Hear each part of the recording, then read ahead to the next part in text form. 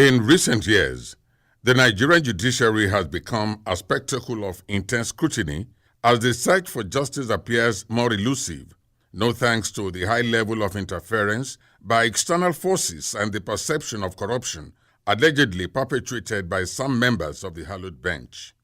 In October 2016, under the guise of exposing corrupt judges, the homes of some judicial officers were invaded by the officials of the Department of State Security Services, DSS, in such a Gestapo manner never before witnessed in the country's history.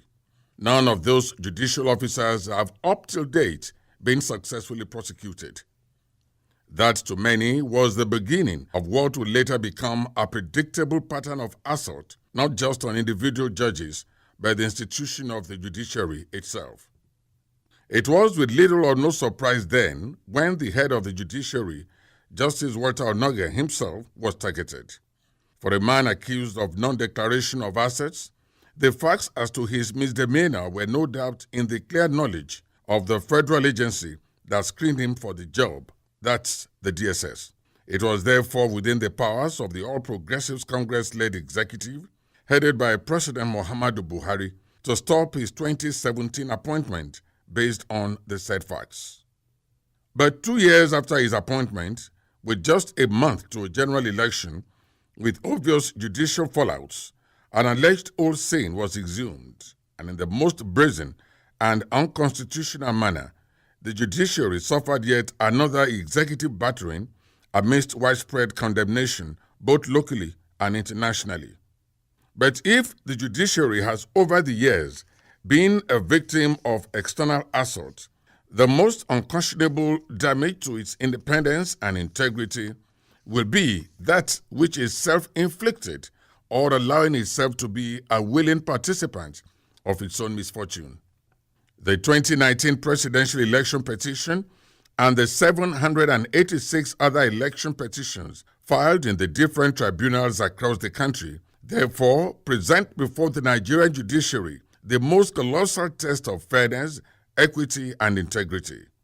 How it handles these contentious political cases will go a long way in determining whether or not the institution of the judiciary can rise up from the labyrinth of complicated misfortunes and redeem the trust, confidence, and reverence Nigerians once had on the courts and its judges. For instance, the petition filed to challenge the outcome of the presidential election by 4 political parties have been overshadowed by the fear of compromise and bias in the composition of the panel. The President of the Court of Appeal, Justice Zainab Bukachua, has been in the eye of the storm since she appointed herself as the presiding justice in the 5-member panel hearing the presidential election petition.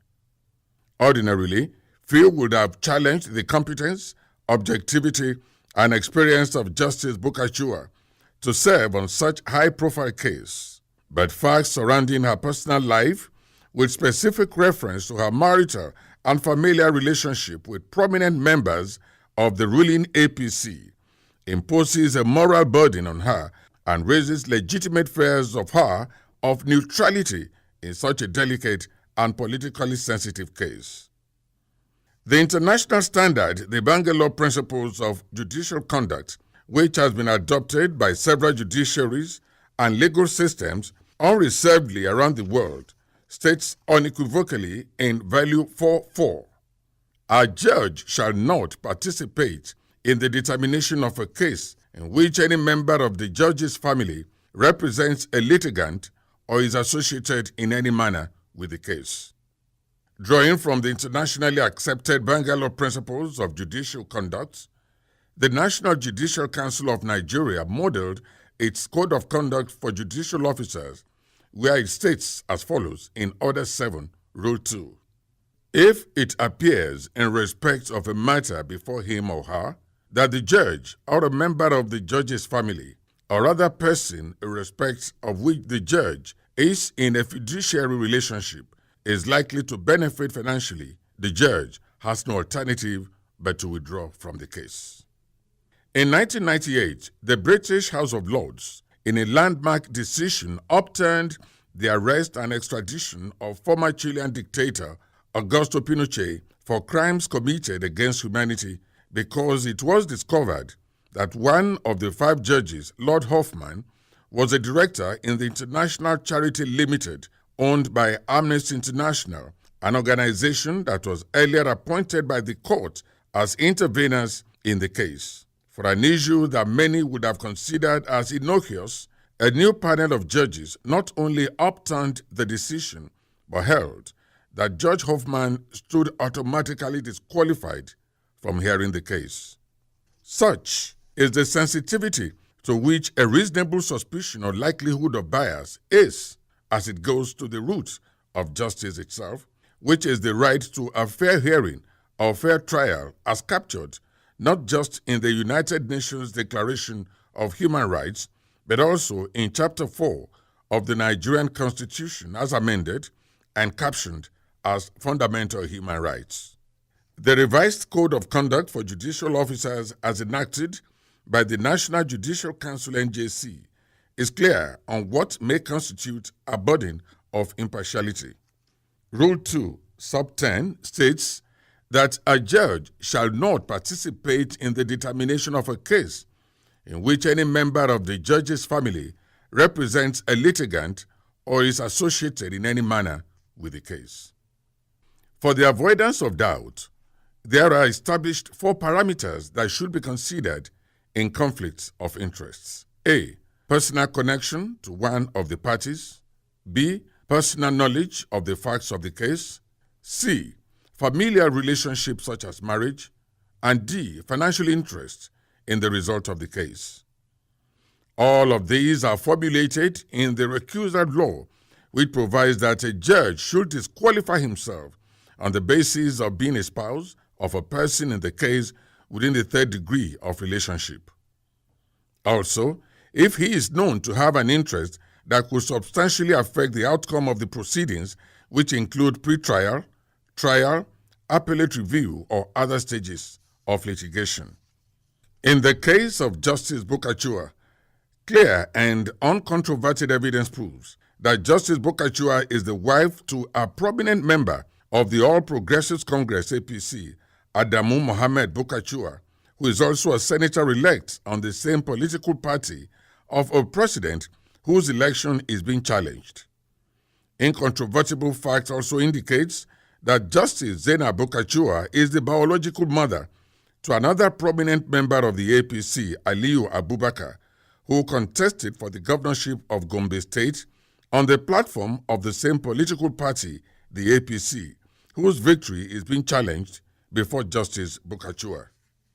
Under the present circumstance, the NJC Judicial Code expects Justice Bukachua to recuse herself in line with other 12, Rule 1, C, D, and I, which states, a judicial officer should disqualify himself in a proceeding in which his impartiality may genuinely and reasonably be questioned, including but not limited to the instances where he knows that he individually or as a judicial officer or his spouse or child has a financial or any other interest that could be substantially affected by the outcome of the proceeding. He or his spouse or a person related to either of them or the spouse of such person is a party to the proceedings or an officer, director, or trustee of a party. The demand for a judicial officer of her status to honorably step aside couldn't have been more persuasive. We hold the view that ordinarily, Justice Bukachua should not have waited until the issue of the likelihood of bias is raised against her before taking steps to recuse herself. In fact, she should not have listed herself as a member of the Presidential Election Petition Panel in the first place, not to talk of appointing herself as the presiding officer. Will the ordinary man on the street perceive her to be a fair arbiter? Irrespective of her judicial oath to do justice to all manner of men without fear of favor, would Justice Bukachua not be putting herself in a position of possible compromise in a case seeking to discredit the election victory of the political party of her husband and son?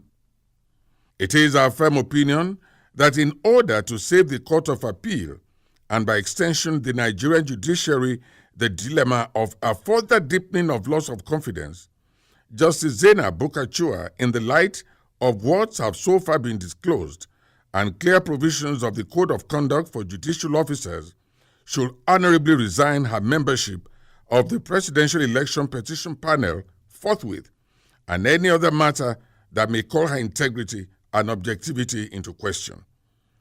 And in line with the tradition of hierarchy in the judiciary, the next most senior justice of the Court of Appeal should be appointed to preside over the Presidential Election Petition.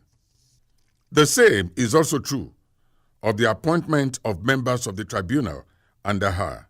Indeed, all the panels constituted by her should be reviewed. With the judiciary as the final hope of the common man, this is just the perfect opportunity to do the right thing, stay on the path of principle, morality, law, and justice. It will be traumatizing for the vast majority of Nigerians who yearn for justice and who passionately sympathized with the judiciary over the various attempts to undermine its independence and who demanded for it to use every opportunity to internally cleanse and reassert itself if it fails to take deliberate steps to erase the unfortunate stains on the pages of its history. Like they say, it is only by so doing that justice will not only be done, but seen to be done.